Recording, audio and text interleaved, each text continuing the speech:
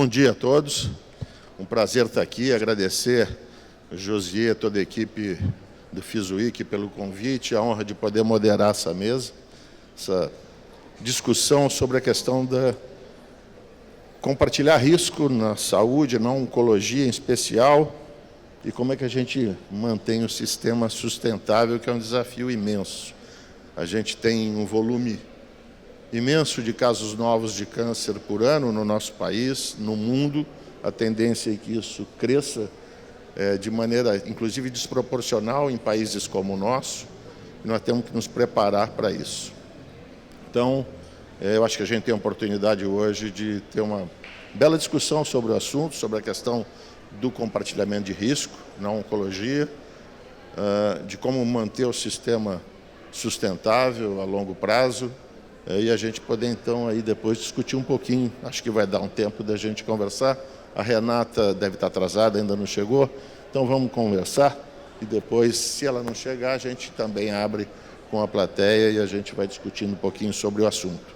Então, queria chamar primeiro a Ana Paula Pim, que é a diretora de Relações Institucionais do AC Camargo Cancer Center. Prazer recebê-la aqui. Fique à vontade. Bom dia a todos, todas. É uma grande honra estar aqui representando o AC Camargo Cancer Center nessa discussão. O doutor Vitor Piano, nosso CEO, queria muito estar aqui hoje, mas está nesse momento também numa discussão de Cancer Centers da América Latina no Chile, também falando desse tema. Então, é um tema que acho que está muito contemporâneo no mundo, né, e temos grandes pontos para abordar e pensar. E é um tema muito vasto. Fiquei pensando sobre os aspectos e o que a gente poderia trazer nesse evento tão importante, nessas discussões que estamos tendo nesses 3 dias relevantes para o sistema de saúde. E também ocupo no AC Camargo o cargo de diretora de impacto social. E a gente falar de risco também, a gente fala de um dos pontos que eu gostaria de trazer aqui. Eu acho que o doutor Santini trouxe na fala anterior, que começa a falar de acesso. Né? Quando a gente coloca do compartilhamento de risco em oncologia, um dos pontos que nos remete é acesso.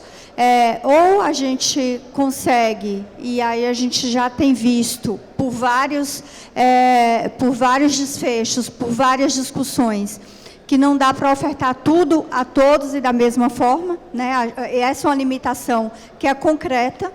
E quando nós fazemos essa discussão remetendo à saúde coletiva, esse problema ele traz um ponto muito mais crucial, que é as iniquidades sociodemográficas do Brasil.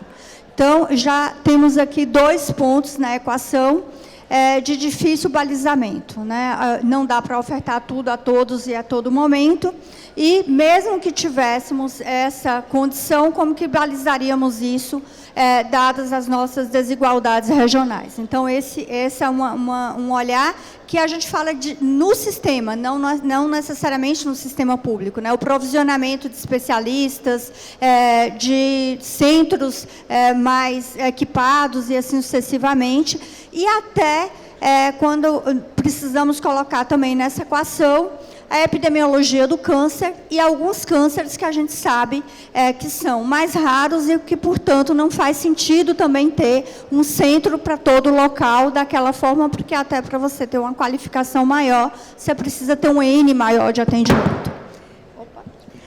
Então, acho que esses 3 pontos, quando a gente pensa em acesso e pensa nas questões colocadas. O outro, quando a gente fala do valor da oncologia, a gente tem um ponto ainda no sistema de saúde do Brasil, e que talvez ele esteja mais latente quando a gente fala em oncologia, que é a fragmentação do cuidado. Quando a gente olha a fragmentação do cuidado, a gente ainda remete a um modelo de remuneração, mesmo quando a gente fala na saúde pública, e obviamente isso é latente na saúde suplementar, que é o modelo fee-for-service. Então, você paga por uso, né? Eu costumo fazer uma analogia que é do taxímetro, né? Eu moro em São Paulo, sou baiana, moro em São Paulo há muito tempo, e dá um desespero quando você chega em Guarulhos, num determinado ponto de pico. Se você não pegou ali o valor cheio do táxi, você pega as marginais travadas, você reza, porque talvez metade da passagem, ou quase a passagem que você pagou, fique no táxi, a depender de para onde você vai se deslocar em São Paulo. E também é isso, então você entra no hospital e não sabe o que é que vai dar conta. Ninguém compartilha o risco, ninguém faz uma discussão, e você também não sabe necessariamente, numa fragmentação e num modelo fee-for-service, qual é seu plano terapêutico do começo ao fim. Então, como que você compartilha risco com sua fonte pagadora? Né? Qual o risco da operadora, qual o risco do paciente, qual o risco da instituição prestadora do serviço? E talvez isso nos remeta mais a falar em jornadas oncológicas. Então, muitas vezes, na fragmentação do cuidado, se olhar isoladamente a cirurgia em si, num determinado serviço, ela pode ter um valor maior, mas quando você olha a jornada, e principalmente o desfecho, você tem um outro valor na perspectiva de olhar o todo desse cuidado, desse olhar integrado para esse paciente, com um plano terapêutico muito discutido e olhando também a autonomia do paciente.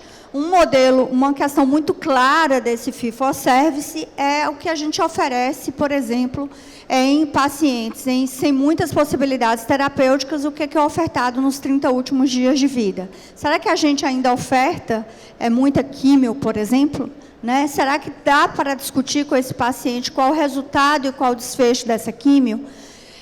Enfim, então, essa outra equação, que como que a gente também muda esse mindset, ou faz essa discussão com as fontes operadoras, que muitas vezes não é olhar os episódios isolados numa jornada oncológica, é olhar essa jornada como um todo, e os diversos tratamentos, e colocar isso numa discussão mais global. A gente sabe que um paciente de um câncer de tireoide, que você pode ter um tratamento concluído em menos de um ano, quase sempre em meses, é diferente de um paciente com sarcoma, por exemplo, que ele vai usar muito mais esse serviço durante muito tempo. Então, quais são essas equações? E aí, eu acho que um ponto que traz muito ainda esse compartilhamento de risco oncológico e tem desafiado, o doutor Santini também trouxe muito isso na fala anterior, e no Brasil a gente tem talvez um dos maiores gaps a serem percorridos, é a discussão de incorporação de tecnologia. O que é que a gente incorpora, e tem muito uma discussão hoje para quem você incorpora. Em tese, a tecnologia ela deveria ser olhada em termos de incorporação com desfecho final, se ela se propõe ou não a fazer o bem, ou fazer a melhora que ela se coloca e coloca para fazer. Isso atrelado à economia da saúde, a gente tem muito essa discussão hoje, não incorporo porque não vai dar para todo mundo, e a gente não faz uma segmentação de incorporação, por exemplo. Então, vou dar um exemplo. Em imunoterapia, né? A gente sabe que é um valor bem astronômico, bem importante, e, de novo, remete ao ponto anterior que eu trouxe, que é da jornada oncológica. Então, se eu tenho, por exemplo, a imunoterapia comprovada num compartilhamento de risco, que para um segmento de paciente, e aí o segmento olhando o tipo de câncer, fase, e tudo que está envolvido na jornada, muitas vezes a imunoterapia, ao final dessa jornada, em termos de custo-benefício, ela é melhor do que um tratamento tradicional. Mas aí a gente faz, a imunoterapia custa 1.000, o outro custa 100. 1.000 não dá para todo mundo, 100 dá para mais gente. E aí a gente consome, ao final disso tudo, muito mais do que se fizéssemos também essa segmentação, discutindo, de novo, qual o risco e o que pode, quais os critérios que estão colocados. Então, a discussão de incorporação de tecnologia em saúde, ATS, os protocolos clínicos, diretrizes terapêuticas, se a gente continuar olhando da mesma forma que olhávamos há 30 anos, talvez a gente não consiga fazer os avanços e dar os passos que a gente precisa dar nesse tempo.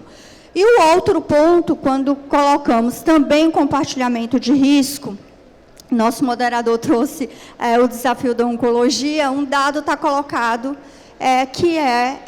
que já não é mais transição demográfica, né, ela já aconteceu. A gente fala de um país que já realmente está mais envelhecido e envelhecendo, a população vai viver muito mais, né? Tem manchetes de jornais antigas que colocam uma idosa de 40 anos teve sua casa invadida por um carro, etc, etc. Hoje, se a gente falar que é um idoso de 40 anos, você vai falar assim, que loucura é essa? Então, ou seja, tem uma população que está envelhecendo mais, a longevidade está posta. E a probabilidade de você desenvolver algum câncer também está colocado. E o que a gente tem feito efetivamente? Isso também tem a ver com acesso, mas também incorporação de tecnologia, quando a gente fala de o diagnóstico precoce, estadiamento inicial de um câncer, que determinados cânceres, se você, por exemplo, coloretal 3, 4, estágio 3 ou 4, você gasta muito, mas é muito mais do que um estadiamento 1 e 2, e principalmente comparado a 1. E muitas vezes a gente, de novo, recai numa questão de acesso. É impossível, por exemplo, num paciente que tem um risco familiar, e aí a gente tem que falar de genoma, não tem jeito, que exames é possível antecipar. Nessa discussão de compartilhamento de risco, não é para todo mundo, mas para qual a população que isso vai ser necessário, dado que ele tem um risco maior de desenvolver um câncer e, portanto, eu preciso fazer um diagnóstico precoce e falar de novo de qualidade de vida, de desfecho de menor custo. E muitas vezes a gente também faz essa discussão de forma muito global e isso não conseguimos avançar. Eu não sei como que são os tempos. Oi? Mais um pouquinho, mais 3 minutos. Está ótimo. Mas são também elementos que estão muito atrelados à discussão de incorporação da tecnologia e o acesso, que é o diagnóstico. E nesse diagnóstico, muitas vezes, a gente ainda faz esses modelos muito basais, de base populacional, e muitas vezes a gente também vai precisar fazer essas fragmentações até para a gente entender qual o melhor desfecho, qual o melhor custo efetivo para essa população e avançar aí, né, nesse sentido de incorporações parciais por segmento populacional e trabalhar mais a jornada para a gente conseguir trazer os pontos adequados na discussão do valor em oncologia, que talvez se sobressaia muito mais pelo custo em si da jornada oncológica, mas, com certeza, é um desafio muito grande quando a gente olha para o sistema de saúde como todo e os desafios colocados. Eu fico à disposição e acho que, mais uma vez, agradecer aqui a oportunidade. Obrigada. Obrigado, Ana Paula. Acaba que a gente tem um pouquinho mais de tempo, porque, como a Renata não veio, infelizmente, a gente pode passar um pouquinho do nosso tempo, mas é bom que no final a gente pode ter um tempo para as pessoas perguntarem. Então, vou passar para o Carlos Gil para fazer a sua fala e aí a gente começa. Vai lá, Gil. Oi. Bom dia a todos, né? Primeiro, queria agradecer, José e o FIS pelo convite. Prazer estar aqui com a Antônia e a Ana Paula. E eu vou falar um pouquinho, vou repetir muitos pontos que a Ana Paula colocou. Eu vou tentar usar o exemplo do que a gente tem tentado construir dentro da Oncoclínicas para preparar para esse compartilhamento de risco. Tá? Então, quando a gente se deparou com esse desafio há 5 anos atrás, né, vamos construir um determinado modelo, a gente se deparou com 2 barreiras. Tá? Primeiro, eu não tenho dado, falando interna, eu não tenho dado de desfecho, tá? Então, eu não conseguiria avaliar, e eu não tenho processo, isso internamente. Então, não tinha processo, por exemplo, de incorporação de tecnologia. Né? E, terceiro, o nosso, né, como estou falando de uma organização que é prioritariamente ambulatorial, né, e a máquina da organização são os oncohematologistas, a maior parte desses oncohematologistas, e eu me incluo, não tem noção, na verdade, de como o sistema se sustenta né, e qual é o impacto de uma incorporação errada ou de uma prescrição que não esteja dependendo dentro de um protocolo preferencial, por exemplo. Então, como é que esse processo vem sendo construído? Então, falando de 3 pilares aqui, estou falando do pilar de dado, o pilar de processo de incorporação e um pilar de educação. Tá?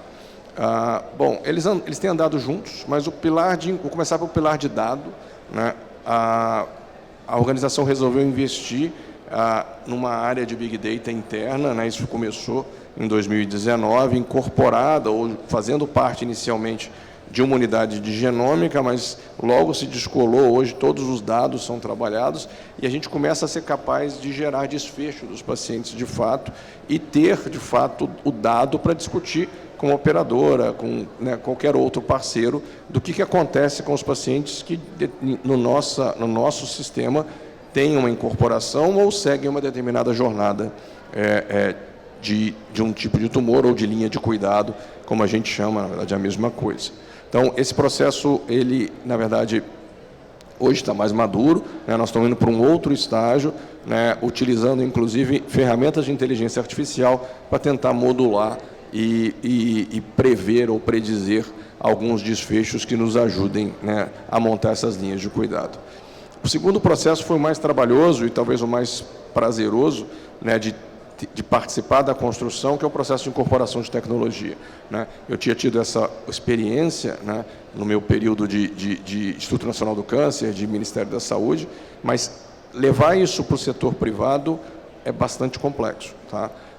E o processo foi construído, acho que a única maneira de construir esse processo foi a partir dos médicos, né? Então, a partir de liderança de especialidade ou subespecialidades dentro da oncologia, foi construído todo um processo que tem um parecer técnico, ou seja, quem requisita uma determinada incorporação ou desincorporação, que também já aconteceram, é a liderança de uma determinada especialidade, seja câncer de mama, câncer de pulmão, gastrointestinal. Esse processo existe um parecer técnico, existe um parecer, óbvio, econômico, de custo-efetividade, que são independentes, um dossiê é montado e vai para um comitê final de incorporação, né, que define, de fato, e tem autonomia para definir incorporação ou não, como já definimos também, algumas vezes, desincorporação de tecnologias. O que é mais interessante desse processo é que ele foi, como eu falei, ele foi construído dos médicos para os médicos, né, e hoje a gente tem uma adesão ao que a gente chama de protocolos preferenciais, ou seja, as formas de tratamento dentro do sistema Oncoclínicas, né, dos 40 mil novos pacientes ano, de adesão de 87%, 90% dos médicos.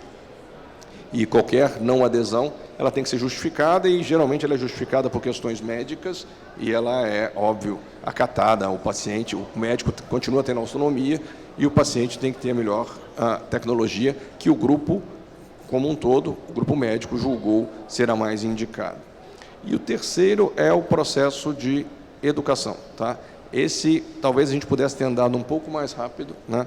Como eu falei, né, nós, médicos como um todo, mas principalmente falar de oncologistas que eu sou, são treinados, nós somos interventores, né? Então, esse tipo de raciocínio tem que mudar, né? A gente precisa de modelos que de fato, seja mais crítico sobre uma incorporação, uma prescrição. A gente tem avançado muito nesse sentido, mas precisamos ainda dar outros passos. Então, juntando esses 3 pilares, hoje a gente pode dizer que a organização é capaz de discutir com fontes pagadoras modelos alternativos que levem a compartilhamento de risco, né? Nós temos pilotos, na verdade, feitos com modelo de bundle, como em BH, modelos que a gente montou agora com a Unimed Ferge, no Rio de Janeiro, em que, muitas dessas vezes, o risco passa a ser da organização. Tá? Então, e a partir desse risco eu consigo administrar essa jornada de pacientes da melhor maneira possível, mas, entenda, esse processo ele é dinâmico, per se. Né? Ele é dinâmico por quê? Porque eu posso ter um acordo de alguns anos e o perfil epidemiológico daquela população muda ao longo dos anos. Então, esse modelo tem que prever isso, né? Tem que prever que tenha novas incorporações no meio do caminho, que eu possa ter incorporações competitivas. Então, na verdade, é um grande aprendizado, mas para nós tem sido uma jornada interessante, justamente por ter sido capaz, a organização, de criar processos e de ser capaz de discutir com, repito, a fonte pagadora, que é a grande interessada, as melhores modelos, sem, claro, prejudicar em momento algum os pacientes que, no final, como a Ana Paula falou, o que a gente está discutindo aqui é acesso, né? Eu preciso garantir acesso aos pacientes que precisem daquela tecnologia ou daquele tratamento.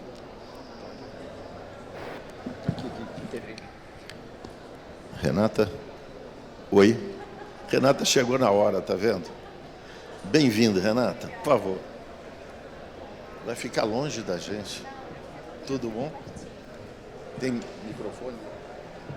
Fica com isso.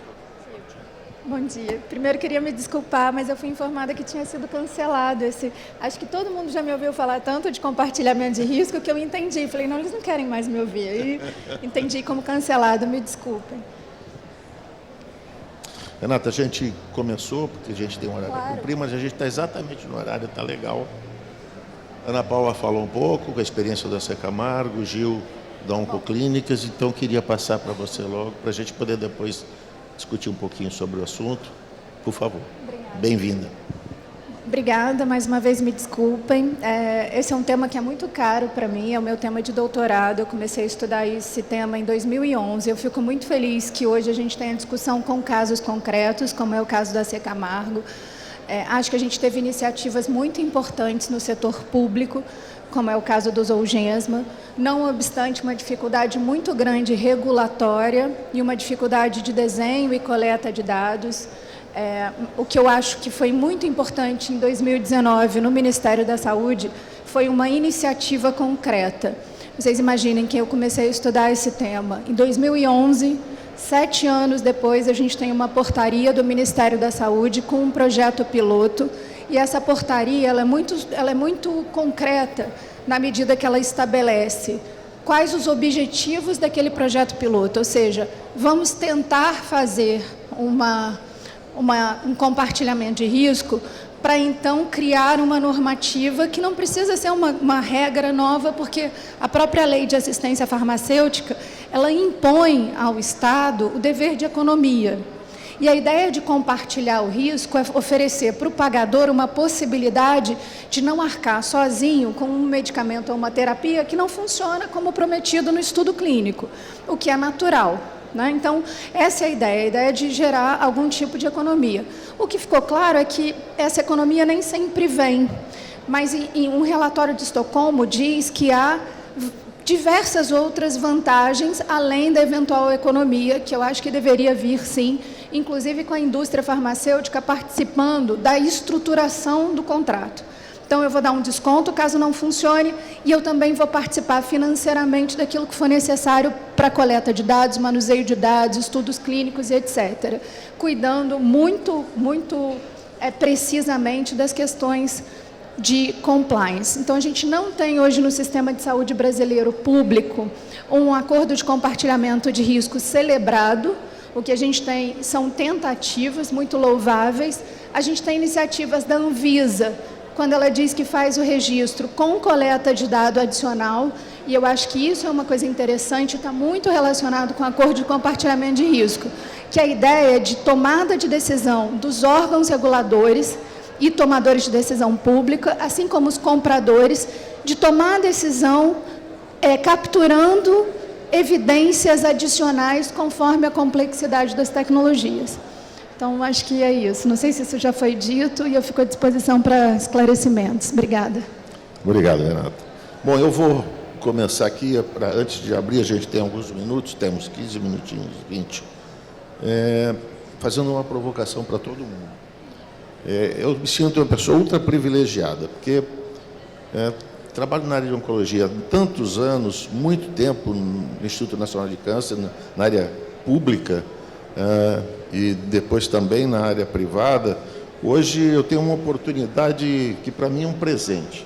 Eu trabalho na Fundação do Câncer, sou diretor executivo de uma fundação que tem um olhar muito na questão da prevenção, da comunicação, que é importante para o processo do sistema, ao mesmo tempo que eu coordeno um centro de câncer do Complexo Américas, na Barra, onde a gente trabalha exatamente talvez a parte mais final de toda a cadeia da história natural da doença, que é o tratamento, o diagnóstico dos doentes com câncer. Então, o que eu queria trazer aqui é o seguinte: nós estamos falando de compartilhamento de risco, que obviamente superpassa, como já foi dito, a questão de mudança do modelo, né, de fee for service, etc., para uma mudança muito mais baseada em valor, que já foi citado aqui. Isso é fundamental para que a gente possa avançar. Uma outra questão importante é que a gente só consegue fazer isso compartilhando informação e dados, o que, infelizmente, ainda no sistema de saúde, principalmente falando no sistema público e no privado, existe talvez o que mais atrapalha essa possibilidade é a desconfiança do setor. Todo mundo desconfia de todo mundo e difícil compartilhar os dados. É uma pena, que coloca em risco a própria sustentabilidade, que é o que a gente está querendo ver aqui. A gente já disse, quer dizer, são milhares, quase 1 milhão de casos novos no país por ano de câncer, a população envelhecendo. Como você disse, há pouco tempo, 40 anos era idoso, hoje não mais. Então, eu queria colocar a seguinte coisa: a gente fica muito focado, e como cirurgião, eu às vezes, dentro do sistema da oncologia, lá no terciário, quaternário, a gente fica se debatendo na questão de como o sistema é fragmentado e da necessidade de integrar tudo, é que a gente esquece todo o resto do controle da doença.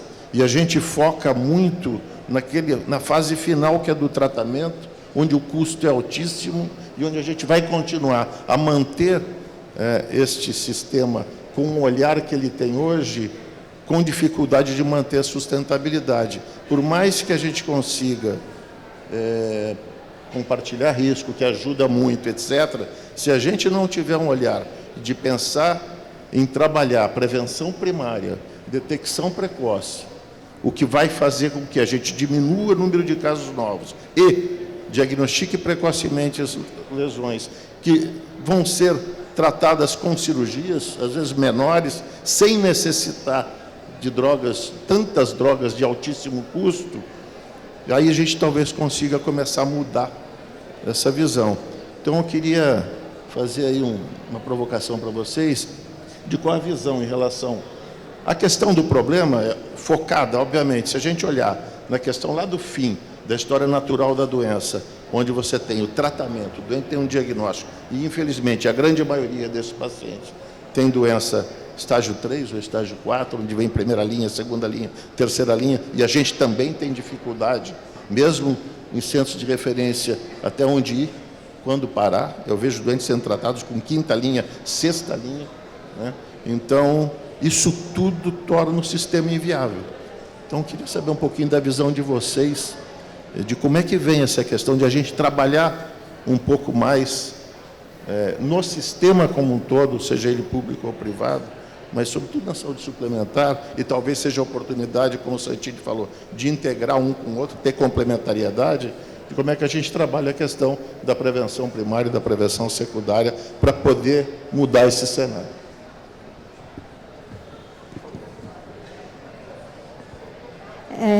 Acho que esse é um dos grandes problemas, né, até de cultura que a gente tem no Brasil, que é como a gente pode trabalhar muito mais promoção à saúde e prevenção de doenças. A gente não faz isso porque também passa muito, né, e posso ser criticada por isso, por uma autorresponsabilização, né? Então, o diabetes não é a pílula só magicamente que vai fazer seu trabalho. Existe um processo de reeducação do dia a dia, e isso é bem complicado, é bem complexo.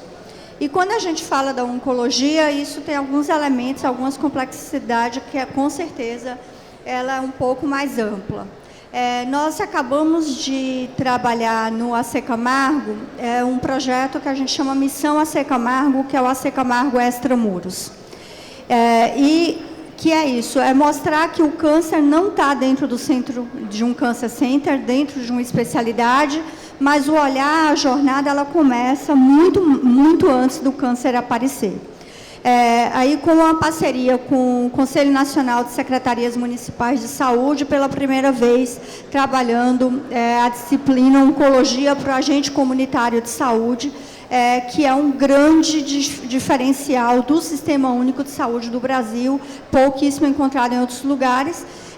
E aí, qual o papel dele? Um papel até de lembrar, por exemplo, da cobertura do exame do Papa Nicolau, ou agora, quando a gente fala do teste molecular do HPV, que tem uma cobertura muito mais ampla do que quando a gente coloca só o colo uterino, né? Então, se você tem a vacina, você previne vários outros tipos de câncer, para além do olhar do câncer colo uterino.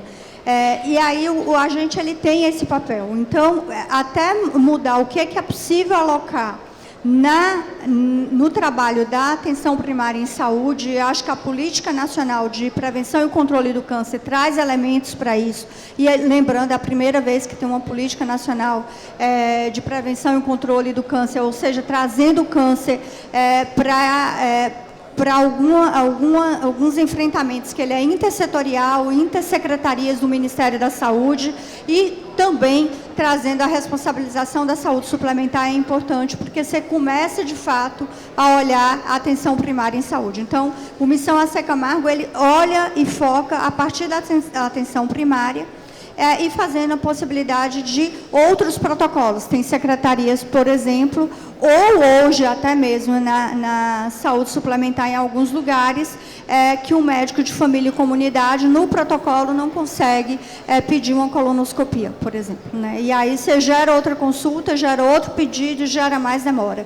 Então, acho que, de novo, com protocolos bem estabelecidos, o Gil trouxe isso, você consegue realmente trabalhar a promoção e a prevenção de diagnóstico precoce desde muito cedo. Então, acho que mudar, e ele falou da formação, da educação, e ela é interdisciplinar, favorece muito a gente trazer esses avanços. Gil, aproveitando o Gil aqui, que tem uma experiência imensa também em pesquisa clínica, até onde, Gil, você vê o papel da pesquisa clínica possibilitando acesso, e de que forma, com novas drogas, etc., isso pode facilitar o acesso dos pacientes? Com certeza, Montoni. Quando a gente construiu o projeto juntos lá atrás, Santini também está aqui, no INCA, o grande vetor era garantir acesso às drogas novas que estavam aparecendo. Mas era muito interessante, porque isso, há 15 anos atrás, 20 anos atrás, havia uma certa resistência das fontes pagadoras privadas, saúde suplementar, a gente desenvolver protocolos de pesquisa clínicas na saúde suplementar, tá? De que aquilo aumentaria o custo, tá? Bom, o sistema amadureceu e hoje a gente tem, dentro desses novos modelos que a gente está construindo com clínicas, um desejo grande das fontes pagadoras, dos parceiros, que a gente possa colocar pacientes em pesquisa clínica, sobretudo para linhas subsequentes de tratamento, tá? Então, isso com certeza é parte do modelo e vai ser cada vez mais, né? Óbvio, quando estou falando de pesquisa clínica, que eu estou falando de, no mínimo, a tecnologia que é padrão, né? E você poder acrescentar algo mais, mas eu vejo uma mudança de cenário interessante nesse sentido, de você trazer, de fato, novas tecnologias para linhas onde talvez não haja um protocolo preferencial claramente definido dentro da linha de cuidado.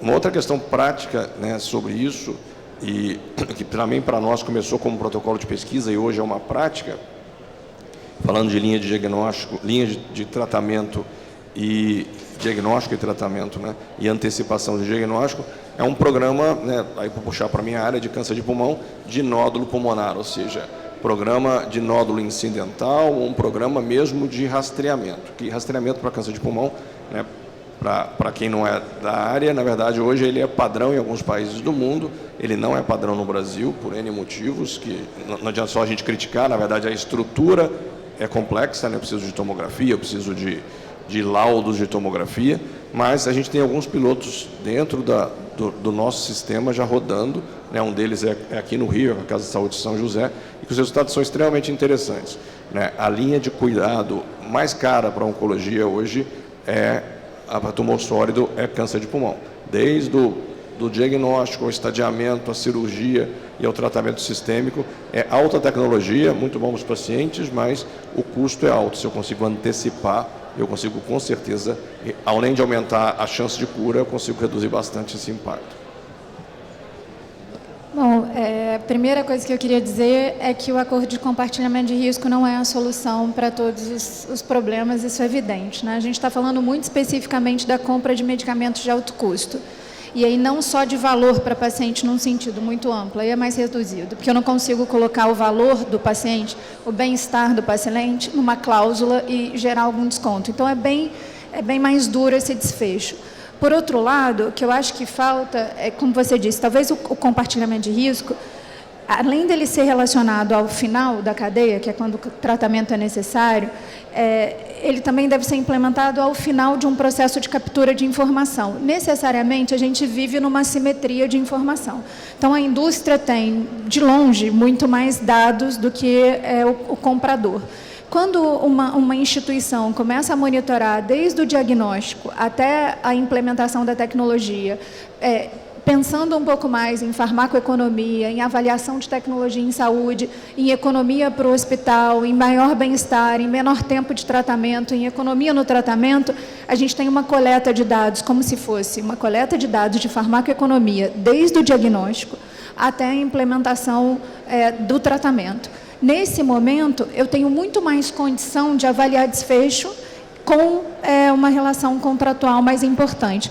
Caso contrário, sem esses dados e esse intuito de economizar e de melhorar a qualidade do paciente desde o diagnóstico, eu recebo uma tecnologia de alto custo, eu tenho a demanda do paciente ali para ser tratado imediatamente, porque eu ainda não implementei nenhuma eficiência ali na jornada, então, para hoje, eu tenho uma demanda de alto custo e eu vou negociar com a indústria de uma forma um pouco, não só assimétrica, mas sem as informações necessárias. Então, por exemplo, adesão. Adesão é um problema super levantado para o compartilhamento de risco. Então, eu tenho 10 pacientes, vou pagar 100% do tratamento para esses 10. E se um não aderir, eu deixo de pagar o tratamento? A adesão pode ser um critério de desfecho para deixar de pagar o tratamento. Então, antes eu preciso conhecer quais são as causas da falta de adesão. É porque houve uma afta só, porque houve um mal-estar, porque houve... Qual foi o motivo da falta de adesão? Então, essa busca por informação no intuito de oferecer uma jornada de mais valor e de economia para o pagador, ela vai levar a um contrato de compartilhamento de risco especificamente um pouco mais vantajoso para o pagador. Bom, a gente tem 8 minutinhos ainda, eu queria abrir, se alguém quer fazer alguma pergunta, participar aí da conversa, mais alguma complementação aí, Ana Paula, Gil, Renata. Eu vou falar de outra coisa então, aproveitando que nós estamos aqui e a oportunidade. O Gil tocou num ponto importante que serve como exemplo daquilo que a gente estava falando, da questão de a gente viver hoje um país que tem uma série de dificuldades, mas avançou tanto, não só do ponto de vista da organização do sistema, mas também em políticas públicas. A gente tem hoje um país vitorioso na política pública, por exemplo, de controle do tabaco, né? O Gil falou no câncer de pulmão, o impacto que o câncer de pulmão ainda traz na nossa população, no sistema de saúde, com drogas de altíssimo custo, né? E aí eu queria aproveitar a oportunidade, já que ninguém tem a pergunta, lá na Fundação, a gente muito ligado o tempo todo, desde o início, o Gil participou disso, Santini, na época da direção ainda com Marcos Moraes, sempre focou muito essa questão de trabalhar o controle do tabaco como uma política pública perene, e ao longo de todos esses 30, 40 anos a gente viu o país reduzir a prevalência, mas a gente continua hoje sobre a ameaça aí da indústria do tabaco em relação ao cigarro eletrônico, abordando jovens, etc. E a gente lançou um movimento chamado Movimento Vape Off, exatamente para a população, para as pessoas se engajarem no movimento e a gente poder eliminar a causa pela raiz. Quanto menos fumantes a gente tiver no país, menos câncer de pulmão e tantos outros doenças tabaco relacionadas nós vamos ter, com um impacto menor no sistema de saúde, talvez a gente consiga mantê-lo mais sustentável. Então, obrigado a todos. Se ninguém mais tem uma pergunta, queria terminar para a gente acabar no horário. Muito obrigado. Obrigado, Renata, Gil, Ana Paula.